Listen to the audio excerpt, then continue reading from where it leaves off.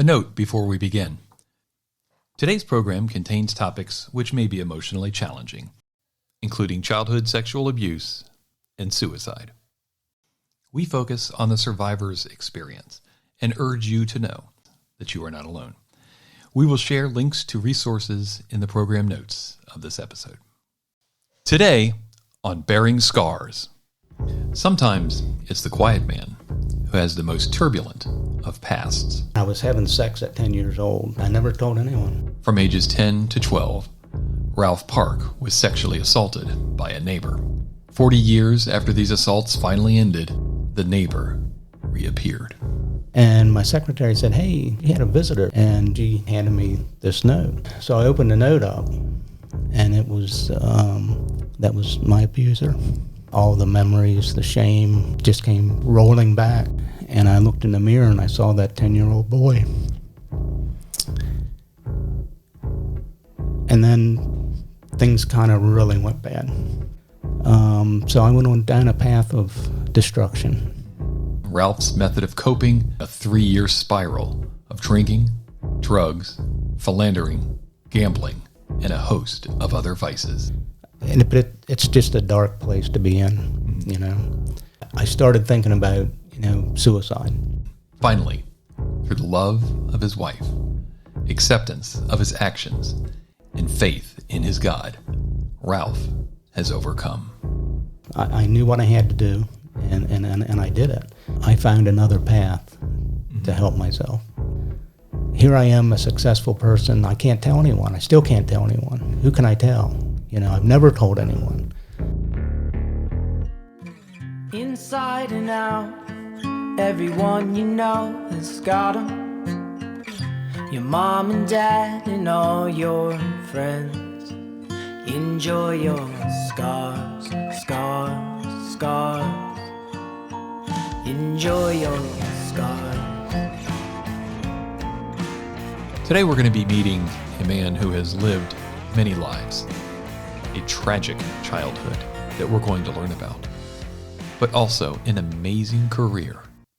As a young adult, Ralph bought his father's small garbage business and turned it into, in just a few short years, a multi-million-dollar operation, earning the respect and love of his entire community. Ralph has also started and run several other very successful businesses throughout his career. But one thing kept hounding Ralph Park, and that was his childhood. Ralph Park, welcome to Bearing Scars. How are you doing, sir? I'm doing great, thank you. We talked a little bit in your bio about what you've been through and what you're doing now. One of the things we always ask every single guest is, you're 6 or 7 years old. What did you want to be when you grew up? So for me, I wanted to be like my dad, and I say that because Dad was an entrepreneur. He started his own business. He also worked a second job. My work ethic, definitely came from my father. He would sit at the kitchen table, and he would be putting records into his books of people that paid him, and he'd be there counting the money. And I thought, wow, I want to be like him. And what kind of work did he do? He did trash collection. So what he did, like I said, he worked 2 jobs. And what he did, he took his own trash to work with him because there was a local landfill up by where he worked. And people up our street started to ask him, hey, Jesse, would you be interested in taking my trash? And Dad, the entrepreneur that he was, he said, sure, give me 25 cents and I'll take it up. So it's like a reverse paper route that your dad had. Yeah. That's amazing. Yep. And how big of a business did he build that into? Whenever I bought the business off of him in 1982, but at that point he had 500 customers and he had 2 trucks. And actual trash trucks. Actual I mean, trash. garbage trucks, not just F-150s, Correct. tooling around the neighborhood. What was his other job, his second job? So he worked for a warehouse for a grocery store. It was called IGA. They're all over the place, all over the country in smaller towns. Yeah. And speaking of towns, which town did you grow up in? Where'd you come from? I grew up in Mapleton, Pennsylvania. It's about 36 miles from State College. So you're a Steelers fan? A Steelers fan. Steelers fan, I could have okay. gone either way. Right, because you're kind of in the middle. State. Yeah, right? Yeah. And you were just having a good life. And then life kind of took a hiccup. For you, your first really difficult experience took place when you were 10 or 11 years old, right? Yeah, 10 years old. Tell me about that. So basically, like any young kid, there was, we had friends up our street, neighbors were close. And there was a gentleman up our street that he used to help my dad on the trash business. And he kind of befriended me, He was in his 20s and I was 10 years old. And it turned into sex abuse. And without getting into details, how long of a period of time was this taking place in? So it took place for 2 years. 2 years. Yeah. And here's a grown man Yes. coming to your house. Your parents obviously didn't know anything about what was happening, or No, because, just the opposite. Because, again, they, everybody was friends. They thought he was a good person. Matter of fact, when he'd come into the house, Mom would say, "Oh, Ralph's upstairs," and I'd be upstairs, but hiding under the bed. to hide from him. Yeah. Back then, everyone's doors were open, right? Yeah. I mean, the neighborhood you lived in. Describe the neighborhood and the neighbors and how. Yeah, our town, Mapleton Depot, population like 200. Everybody left their doors open. Everybody went to the neighbor's house. Because everybody was friends in the community. My dad, with having the business, I mean, he was a big proponent of helping other people. That's the other reason I wanted to be like him, because, he was a Christian man. He helped the community. I was going to say, everybody trusted everybody, And then back then, you didn't talk about what was happening in your family. You know what I mean? That was always sacred, That's what made my situation so hard for me as a child, because you didn't tell anyone, Did you tell anybody? No. The first time it happened, you didn't tell anybody. Didn't tell anyone. I was confused. He would do certain things like, "Hey, let's go for a ride," or, and then it would, for me, he ended up giving me alcohol. So I was drinking when I was 10 years old. Did you think it was cool? Were you honored by the fact that, Well, what was? So he had a car, like a souped up car, and it was loud. So back then, that was the thing. And Yep. so it was like, oh, wow, I'll get to go for a ride, And again, that was another way that, that he groomed me, And then he'd give me alcohol and, he'd go to the bar and get drunk. And then, things happened afterwards. And again, I don't want to get into details because it's not necessary. How were your grades in school? How were you socially in school as a 6, 7, 8, 9-year-old? And how did that change as a 10, 11, 12-year-old? Well, so what happened with me was I started getting stomach ulcers. So as a 10-year-old, Right. okay, 10 and 12-year-old, 10 and 11, 12-year-olds don't have stomach ulcers, Right. So that's a sign, that, hey, there's something wrong here. I used to, hide in the closet. Again, I'd hide under my bed, hide in the closet. And one time my sister, she said, "Where's Ralph?" And she opened up the closet and I was eating cereal.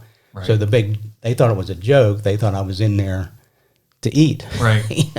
And that was, really the opposite of what I was trying to do. It was your safe space. That was my safe It space. was like a little cave. Yeah. The bear goes into the cave Yeah. during the.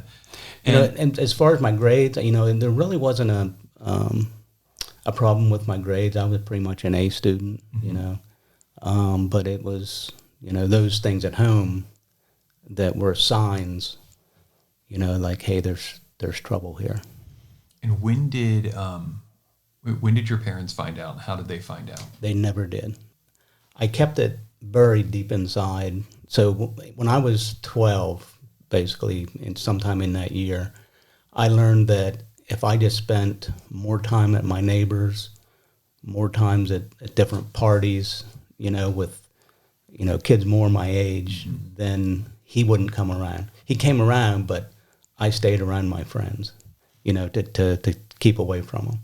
And do you think that this guy, that you were not the only one? I've always wondered that because, I learned, so after 12, 13, I hardly ever saw him, because I stayed away from him. And then, like I said, I buried this secret deep down inside of me. And I found out throughout the years that, he had children. He had, boy. and I'm wondering, wow, I wonder if anything happened to his children or, and I'm assuming probably there were other victims out there. It's usually not just one, I'm assuming. Yeah. With the research. So when did you finally not internalize this? When was it something that you were able to tell other people?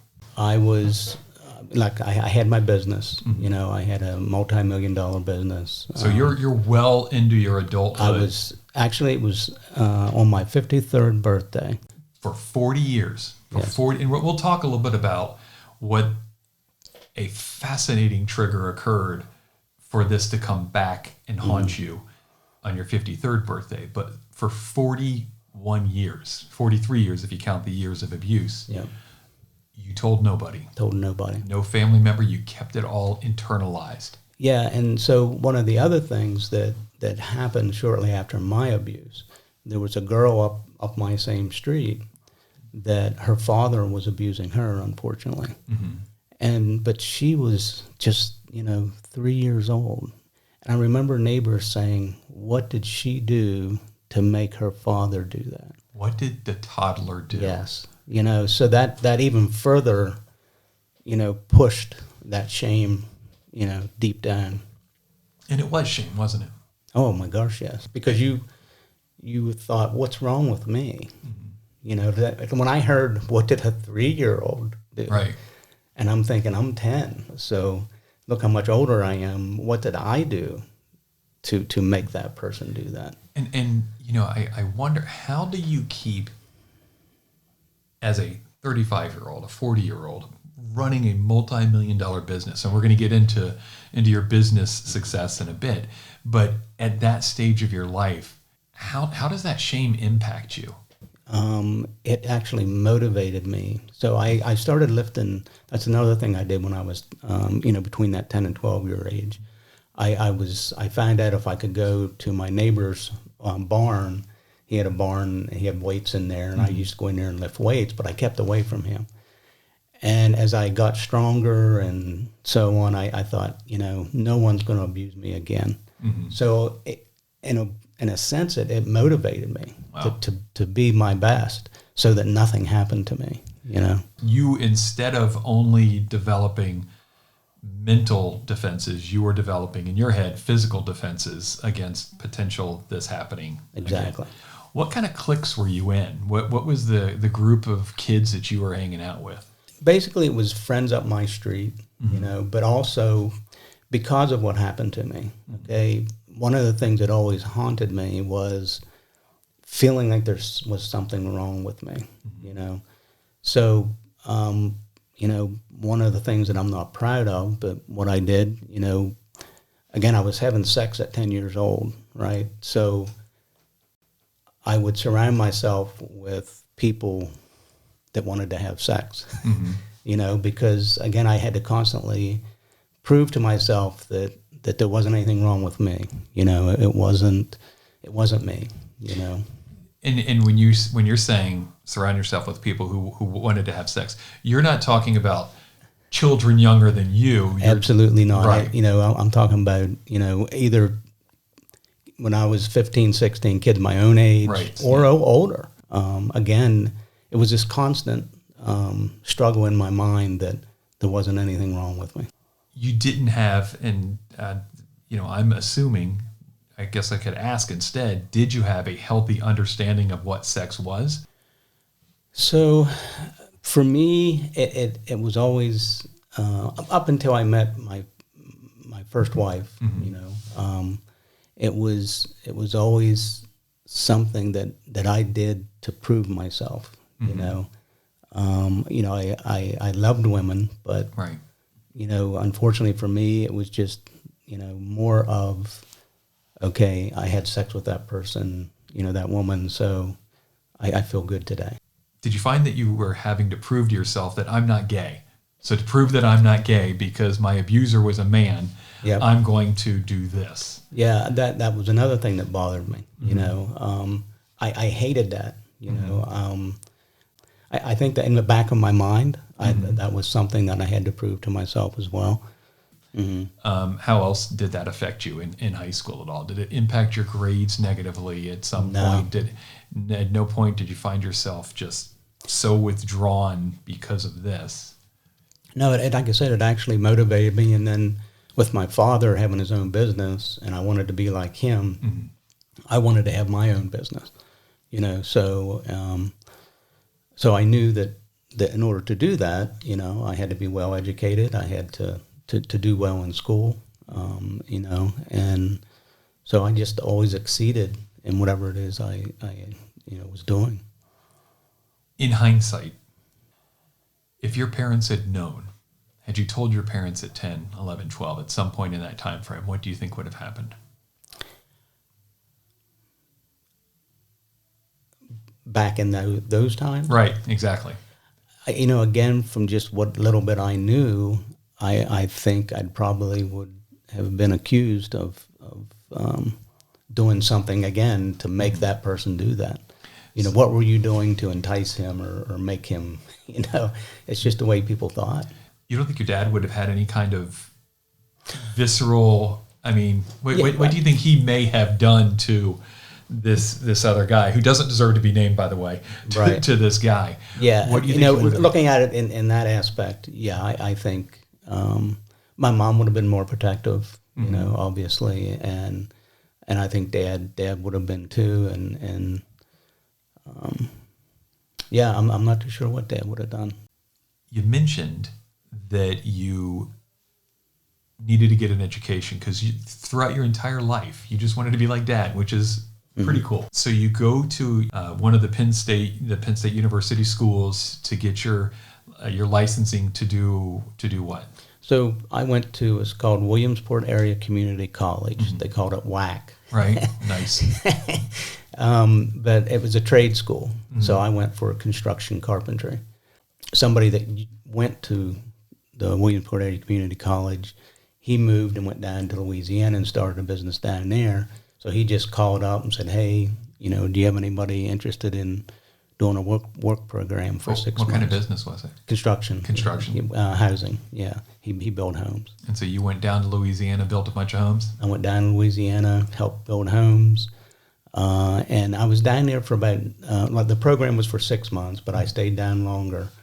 And I got a call from my mom, and she said, your father needs help with the business. You need to come back home. Back then, that's what you needed to do. So I packed up my stuff, went back home, helped my dad out, and then ended up buying his business. He started out with just a few people on the street. Now he's up to 500 people, 2 trucks, and maintaining them, plus working. When I went back home and I was helping him, I mentioned about, well, could I buy it?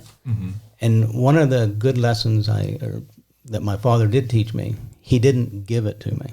He actually did go to market, see what it was worth, and I had to pay him the market value for that business.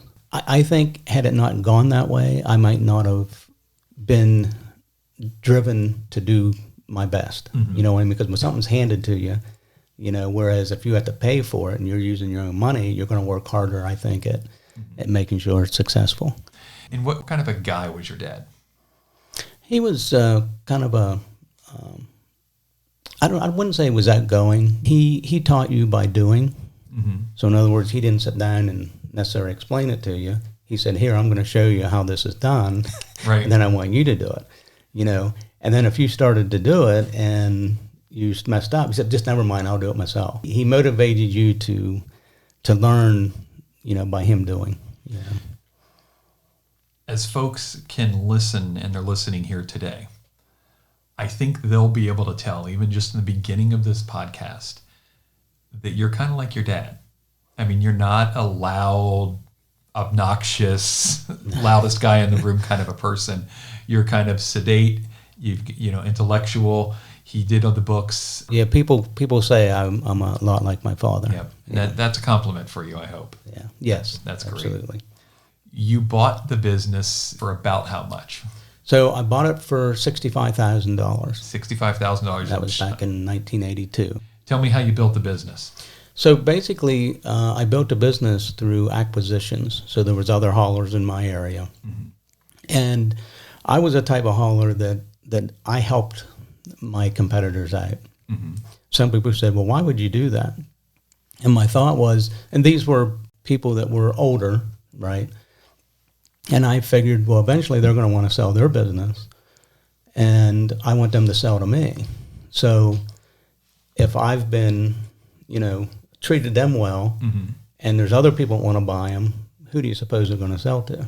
So in central Pennsylvania in the 60s, 70s, and 80s, there was not a consolidated trash hauler for all the... It was too rural mm-hmm. for, the bigger companies. There wasn't enough business, So basically, not only did I get these smaller haulers to sell to me, again, because of how I helped them, mm-hmm. They owner financed.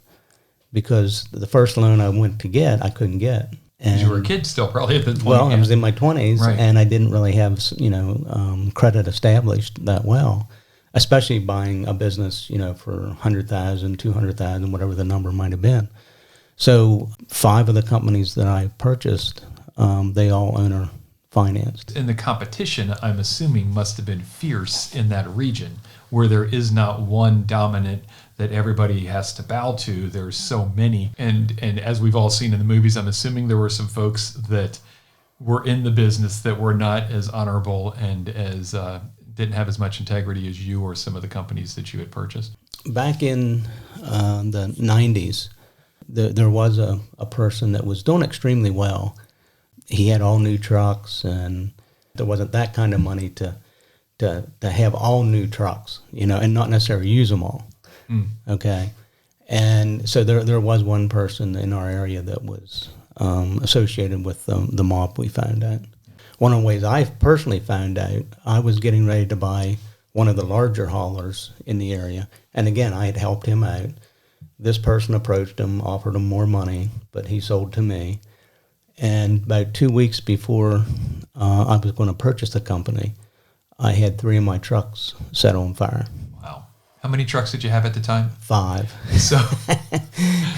So most of your fleet yes, got burned. Got burned. In one of those coincidental fires at the time frame. Wow. Yeah.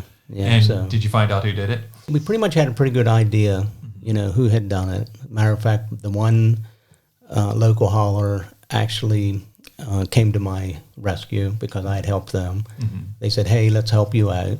So they helped me out till I was getting some rental trucks.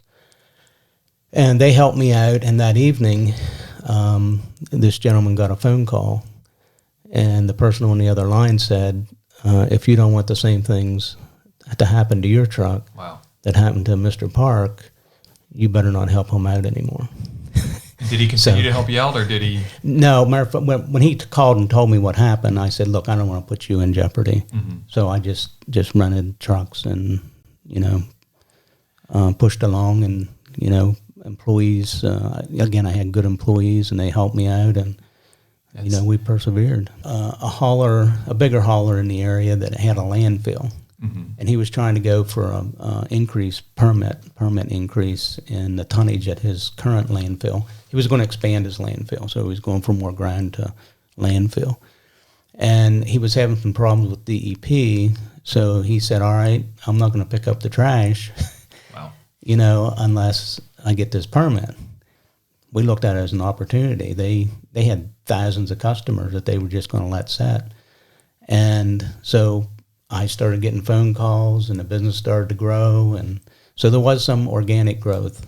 This guy's refusal to work with Department of Environmental Protection had him leaving folks on Main Street and 3rd Street without service. Yep. And we've seen this in the past where there's strikes and stuff. You Picked up the slack. Picked up the slack. And Yeah. then when you picked up the slack, did you also pick up the customers long term? Oh, yeah, absolutely. Yeah, because they ended up just becoming our customer. You know, they said, hey, if you're not going to pick my trash up, I'm canceling my service and going with this person. You're in this, and you mentioned your wife, you're building a family, you bought a house. Yeah, built a house in 1989. Built a house in 1989. Yep, 1989. It was a nice starter house, or was this like this? So it was a brand new home. It was a starter home. But one of the things that, you know, again, in the back of my mind, you know, I'm not wanting things that happen to me, you know, even though they're buried, I didn't want that happening to my children. So I built a real nice house, built a home with an indoor swimming pool. Nice.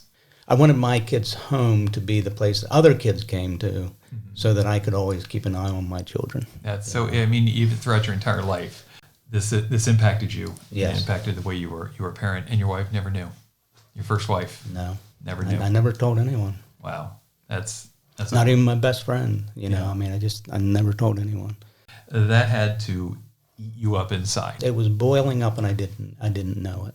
You know, I didn't know how bad it was actually affecting me.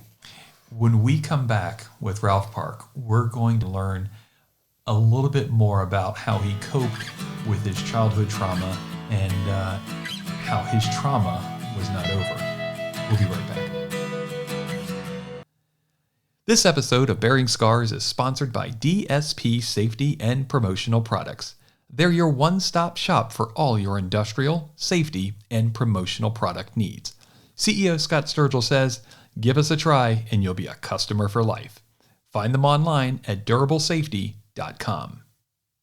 Scars, scars, scars. Enjoy your scars. Welcome back. We are here with Ralph Park, an extremely successful entrepreneur and businessman, but it wasn't all roses as you dealt with the pain of this childhood sexual abuse. How did you cope with it as an adult, dealing with that, especially since you kept everything inside so much? So, you know, interestingly, as I was growing my business, unfortunately, it was not without tragedy. And I say that because there was accidents that happened, you know, that weren't our fault or my fault, but there was death involved, unfortunately. So one of the first ones, there was my truck was coming up onto some road construction, and we just happened to be the first one to the stop sign, you know, that the construction guy was holding to stop us. And there was there was a boy that was coming from, of all things, graduation practice. He was going to graduate. And it was on somewhat of a sharp turn, and I don't know that, you know, afterwards they found out that there might not have been enough warning signs posted that, hey, you know, traffic stopped ahead, what have you. But anyhow, this boy was going back to his home, and we're not sure if he was listening to music, not paying attention, whatever. But he came upon this construction, and there was a Bell telephone truck that he came upon that was stopped. He kind of swerved out around it, partially hit it. And then at the same time, at the other end, the construction worker was telling my truck to go ahead. Oh, wow. He didn't know what was going on. And unfortunately, as my truck was moving forward, this boy came barreling around the Bell telephone truck, and he went sideways and hit our truck is basically what happened. Mm-hmm. But unfortunately, he was killed. And how does that impact your head? Oh, I mean, wow. I mean, in your not just your company, but you as a leader. And yeah, as because a man. I was a Christian man. You know, I was raised a Christian, and you know, you kind of question, you know, why is this happening to me? You know, I don't understand. Mm-hmm. You know, and then a second thing that happened, we had one of our employees, a great employee, and his car wouldn't start one day when he was coming to work. And we worked at night. So our shift started like at 11 o'clock at night, and then it normally ended, sometime mid-morning. And this boy, he got up, he was going to come to work, his car wouldn't start. So he decided to ride his bike to work. So it was about a 5-mile hike, on his bike to get to our shop. And unfortunately, when he was bicycling down, he was hit by a drunk driver, and he was killed. And we didn't know what happened at first, because when this car hit him, because a guy hit him and then ran, it was a hit and run. Mm-hmm. And his body went over into some bushes. And as it was getting daylight, one of my trucks happened to be coming by, and they saw his bike laying along the road, and they thought, whoa, something isn't right here. And then he found his body, called the police. Did your driver recognize that the bike was his friend's? Or? Well, he just saw the bike, and he knew that this person had a bike, and he didn't show up for work, so he kind of put two and two together and thought, oh my goodness, is that his bike? Mm-hmm. And unfortunately, it was.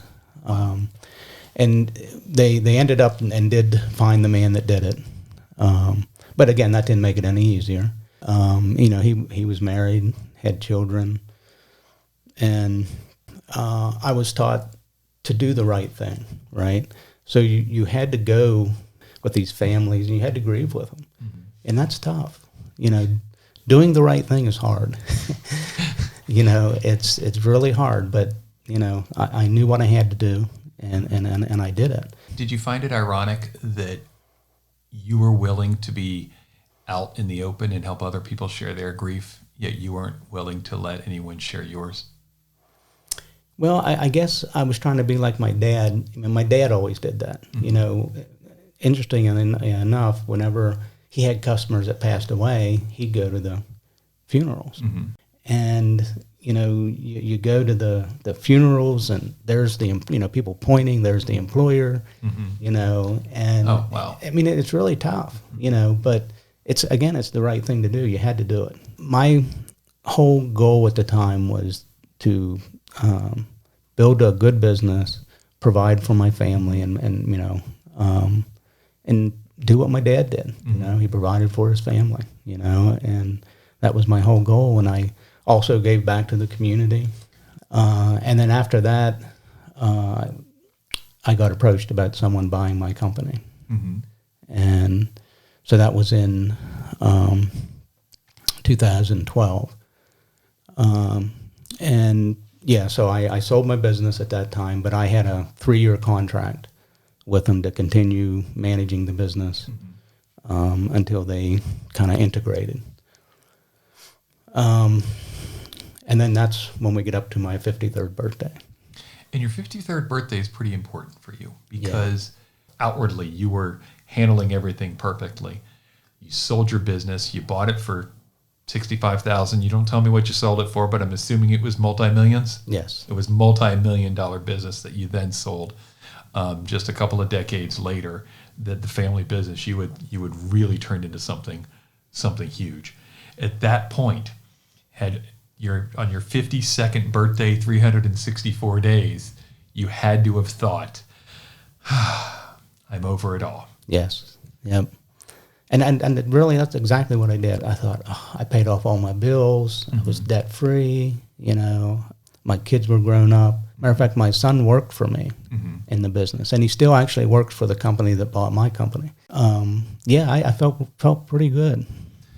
But as we know, if you're listening to this, you know that we're building up to something, because something happened on your 53rd birthday that brought everything back up. Yeah. And what was this? So it was in the morning. I had gone to run some errands, and it was a couple hours, and I came back and walked into the office. It's like any other day. And my secretary said, hey, you had a visitor. Somebody came to see you. And she came in and handed me this note.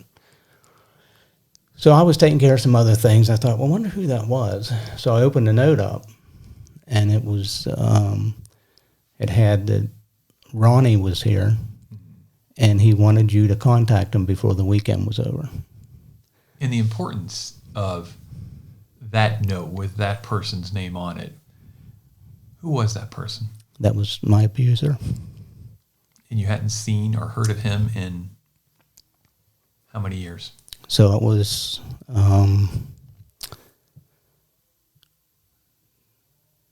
43 years. 43 years. And you thought you'd buried it. Yep. Never did I, because again, I never saw him again. Mm-hmm. You know, matter of fact, he had moved out of the area after a while. So I just never saw him again. And it just, Pandora's box was opened. How's that hit you? It was tough. Basically, all the memories, the shame just came, rolling back. It was just really tough. The healthy thing to do at this point would have been to discuss it with somebody, your wife, your secretary, your best friend, your pastor, your priest, somebody. That would have been the healthy way to handle this. Did you take the healthy way? No, because I had never told anyone. So I thought, I just didn't know what to do. I thought, God, had all these accidents, now this. What are you doing, And basically, I went through about 3 months of just not knowing what to do. Lots of nightmares coming back. There was one time I went up to the house. Again, this stuff is just rolling through your head. The abuse came back, the nightmares came back, hiding under the bed came back, hiding in the closet. And I thought, here I am, a successful person. I can't tell anyone. I still can't tell anyone. Who can I tell? I've never told anyone. And at the same time, you had different things going on. By that, I mean, you had the Jerry Sandusky thing up at Penn State, where he was abusing, the kids. You had the Catholic Church was inundated with abuse allegations. You had the Bill Cosby thing going on. So every place I turned, whether it was I turned on the TV, whether I picked up a newspaper, turned on the radio, that's what they were talking about, and just everything hit all at once. And I was just confused. I was lost. I'm thinking, look, I built this business and I can't handle this. So it was just a rough time. I started thinking about, suicide. Thought about different ways. How can I kill myself? But it's just a dark place to be in, And, I thought about, I used to hunt. I had hunting guns. I thought, and the property that I had the business on, I had 20 acres, and I built my home on 10 acres and had my business on the other 10. And there were some woods, and I thought about going up in there and like I was hunting and shoot myself. I thought about running into traffic. I mean, just all kind of things, went through my head because I didn't know how to deal with it. Because I didn't think I could talk to anyone about it. Mm-hmm. And then there was a place back home. It was called 1,000 Steps. The reason they called it 1,000 Steps because there's literally 1,000 steps. It goes up from the road up to the top of the mountain where they would mine the silicone stone. And I thought, you know what, I'm going to go up there. And there was a big cliff. I said, I'll make it look like an accident. And, one evening, I went up there to kill myself. But fortunately, God pulled me back from that horrible decision, I mean, I was right at the edge, and I just felt this force just pull me back and said, you're going to face this. And I thought, how can I do this? And the first step was to tell somebody. Well, who am I going to tell? I'm got to tell my wife and my children. So that's what I did. I came down off the mountain, and within a couple of weeks, I scheduled therapy, and then I also called my children and my wife and set up a meeting and sit down and talk to them about it. And they were supportive? They were very supportive. Yeah, they were very supportive. And my wife was a little upset because I didn't tell her, because your wife, you're supposed to tell them everything, right? But I just had never told anyone. And so she wasn't upset in a mean way. She was just upset that I didn't confide in her about this situation beforehand. I went to counseling, thought I was on the right track, but I started having nightmares again. And one of the things that happened, one night I woke up covered in sweat, and I just was dreaming. I went up to go to the bathroom, and I looked in the mirror, and I saw that 10-year-old boy. And then things kind of really went bad, because basically I let that 10-year-old boy run my life for about 3 years. Describe the 3 years. So at the time, like I said, I had this 3-year contract, and I was also working down in Maryland. So I was down there, and I was started to be on the road a lot. And unfortunately, I turned to infidelity. I constantly got back into where I had to prove myself that I was attractive to women. And it was just 3 years of going to strip clubs, casinos, all the hard money I worked for, I started wasting it.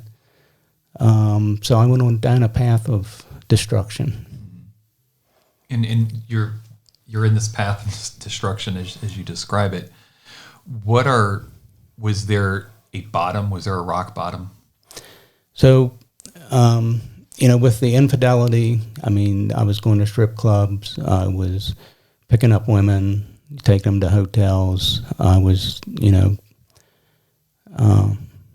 just doing a lot of wrong things. And I had 2 phones because I was trying to keep it a secret, because I would, be out of town, come back home for the weekend.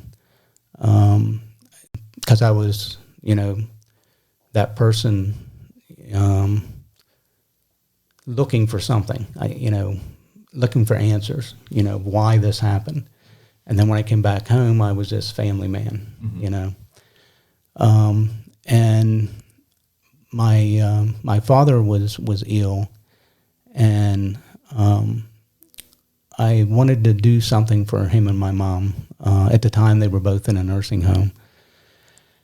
So I started a foundation for them, and we took that money, and I asked my dad, I said, if you had the ability to donate money to a charity, what would you donate to? And he said St. Jude's.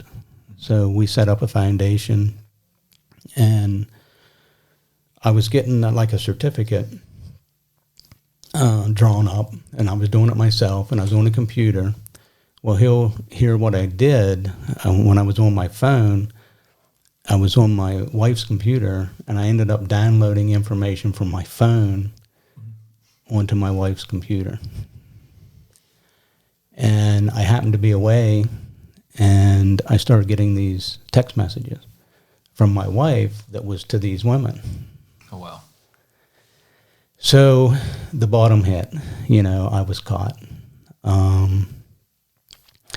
And I thought, wow, This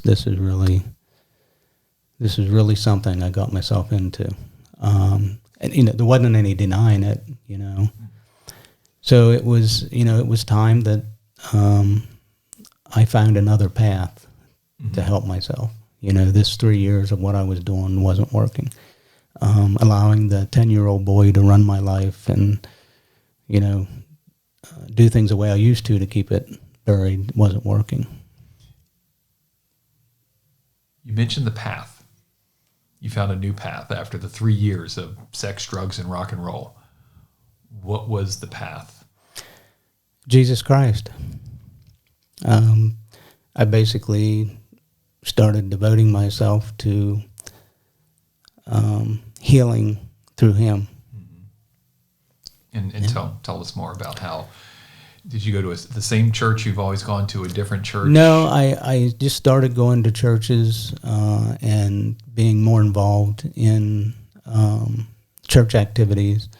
And quite frankly, there's an old saying, if you surround yourself with bad stuff will happen. Surround yourself with good stuff, good things will start happening. And basically, after, admitting my faults, asking for forgiveness, and I basically realized that this was much bigger than what I could handle. So, I had to put that shame and those sins at the foot of the cross and ask God to heal me, because I couldn't do it myself. And you, at this point, were by yourself because you obviously lost your marriage. Yep. It clearly would have had an impact on your children's lives and how they talked with you and how they interacted with you. So you, again, were all by yourself. Yes. For the most part, you were all by yourself dealing with this. And it was through your faith that you were able to find a path forward. Yes. Yeah, that was truly what got me back on track was, and then I started, God started convicting me. And one of the things I learned from counseling is that I started writing things down. So for me, everything would be in my head and it would still stay in there. And one of the ways I got it out was started writing. Mm-hmm. And that was one of the ways I started writing the book. And I also have written some songs. And so just through that conviction is, how I've gotten back onto the road to recovery. I found love again, and that has helped me as well. When we come back, we're going to learn more from Ralph, how he found himself, how he found new love, and how he found his future. We'll be back in 30 seconds. When a person calls 988, they're connected to a crisis counselor. A caller can expect to talk about coping skills, talk about resources, and ways to move forward beyond the call. They can call us, they can chat, they can text, and when they come out on the other side, they're feeling better. Call or text 988 or chat 988lifeline.org. Scars, scars, enjoy your scars. Welcome back to Bearing Scars. Today we're with Ralph Park, and we're discussing the shame that he felt and how he finally has overcome that shame, overcome the abuse, and has found himself. And you found yourself through a couple of ways. We've discussed you found yourself through faith. And how else? Well, also through, writing the book, writing songs. And also I met Linda. She has been with me the whole time that I've been recovering. And she's just been a blessing. How'd you meet? After the trash business, after my contract was up, I also was got into indoor trampoline parks. Mm-hmm. I happened to be living down in Tyson's Corner, mm-hmm. actually is where it was at. And I met her down there. Love at first sight? Pretty much. Would she say the same thing? I think. Okay. Yeah, no, I think she would. And now you're still doing professionally, you're still doing investing and still. Yeah, I still investing basically in other businesses. I don't necessarily invest in the stock market. I invest in business, other businesses, and I'm doing okay. With writing my book, one of the things that I want to do, I want people to start talking about abuse, because it's just, the United States of America is one of the worst places for childhood sex abuse. Of all the industrialized countries, we're one of the worst. We as a society need to start talking more about this. That's what happened to me. We didn't talk about it, and we need to start addressing it. What do you think the solutions are? Well, I think I mentioned that, I was hiding, under the bed. I was hiding in the closet. I had stomach ulcers as a 10-year-old. That doesn't happen. People need to look out for signs of those type of things. I'm not saying that's always going to be the case, but, I think as parents, as grandparents, we need to start looking at those things and saying, hey, is there something going on there? And that's at a core level. There's a people solution, yes. And that's looking out for some of those signs that you'd mentioned in your neighbors. As an individual, what has helped you to find some comfort? What are some of those resilience routines? Finding something you really like. If someone would have told me that you'd be writing a book or you'd be writing songs or singing songs, I wouldn't have believed them. One of the things I do, I'm in a band and I'm lead singer in the band. And I, try to be involved in the church. Some of the other things I do just on a personal level, don't put off tomorrow what you can do today. We don't honestly know whether we have tomorrow, so if there's somebody you want to say something to or something you want to write down or, again, whether you say something to somebody or do something for someone, do it today. Don't wait till tomorrow. Did you find through all this that you have sought forgiveness from others? Have you apologized? And from whom have you sought forgiveness? I personally apologize to my wife, and my children because of what I'd done. I ripped our family apart, and that's tough, but you have to admit it, right? You have to admit that you did that. Take responsibility. Take responsibility for it. And then one of the final things that you have to do is forgive your abuser. Because if you go around with that hate inside of you, you're never going to heal, and that's tough. And for me, believe it or not, forgiving my abuser happened this past year. And that's whenever Erica Kirk, Charlie Kirk's wife, was, they were, at that dedication. And she stood up there and she said she forgave the person that shot her husband, that killed her husband. That's faith, That really hit me. I felt this peacefulness come over me. I said silently, I forgive you for abusing me. And, I think that was the last step for me to heal as much as I'm going to heal, You start looking at the good things, then after that, after I admitted to what I did wrong. And there's been a lot of good things that's been happening. And, again, I hope that I'm able to help other people to get through a situation like this. Do you think that 10-year-old kid hiding in a closet, eating cereal, would envision himself being the CEO of a multi-million-dollar corporation, selling that, retiring, and becoming the lead singer? Not someone in the background, but the lead singer of a rock band? How do you think that child would see you today? I think he'd be pretty proud, of where this person came, and getting through, not following through with suicide, knowing that you found God, you found Jesus, and helped you through that. I think he'd be pretty proud. Stick around for the feature we call Scar Tissue. Tell me something good. On the next, Bearing Scars. Her voice is familiar to generations. What's the matter, big brother? Nothing. For generations of children and families worldwide, Hillary Momberger welcomed the holidays as Charlie Brown's little sister Sally.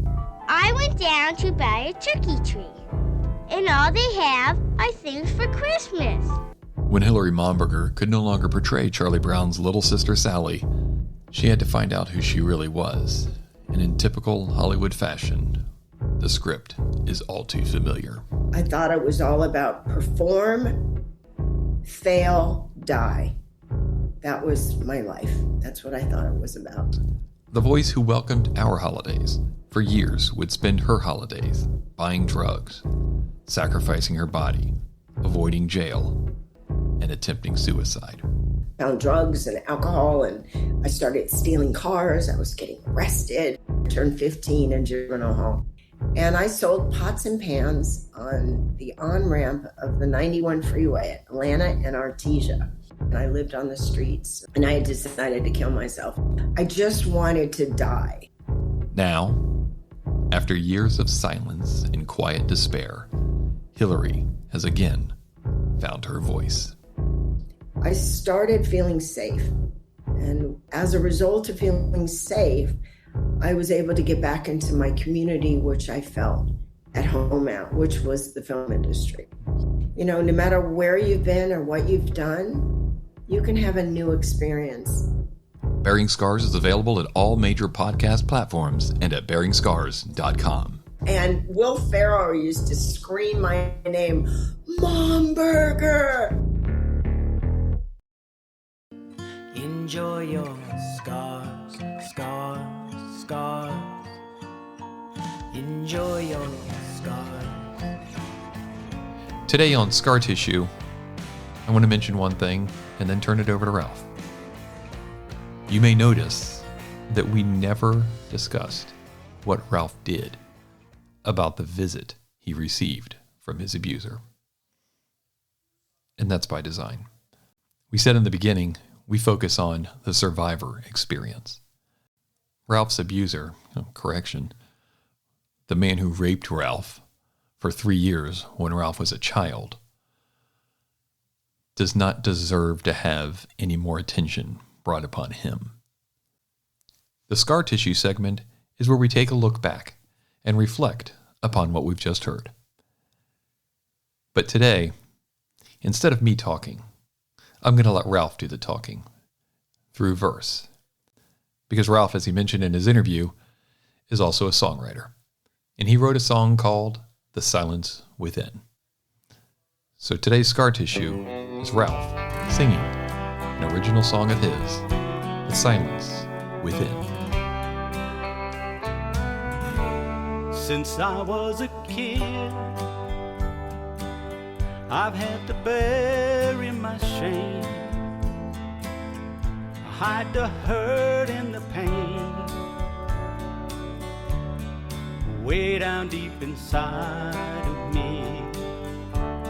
And since I was 10, you know I've cried and I cried. Will I be forgiven?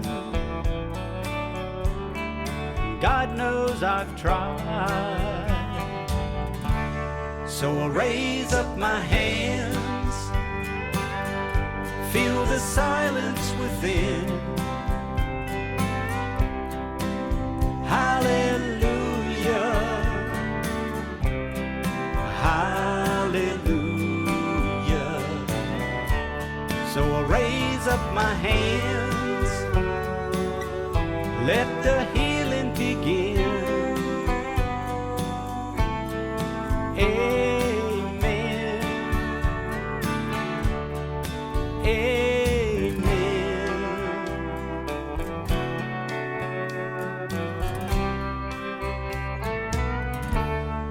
God knows my sins and the pain I've been in. How do I begin? Through this submission, I've heard and I've prayed, never sharing my story, but I know there's a way to wash it all in His glory. So I'll raise up my hands, feel the silence within. Hallelujah, hallelujah. So I'll raise up my hands, let the healing begin. Amen, amen.